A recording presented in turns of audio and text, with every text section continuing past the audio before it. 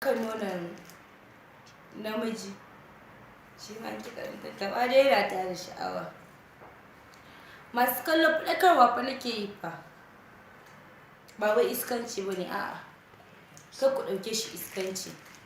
Ina faɗakarwa ne, wanda suka manta su tuna, wanda basu manta ba kuma ga wanda suke yi su ci gaba da yi, su ƙara ƙoƙartawa.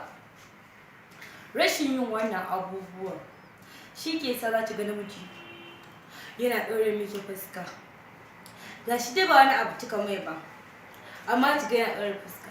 Amma in dai kina ma namiji abin da yake so, in dai kina mai abin da yake so, to every second zai dinga tunawa da ke. Ko yana kusa da ke ko baya kusa da ke, zai dinga tunawa da ke. Ba za ki taɓa barin wani hanya da mijinki har zai ga wata mace a waje ta ba shi sha'awa. A'a, kama abinki ki riƙe. Faɗakarwa nake yi fa, ni dai kar ku manta.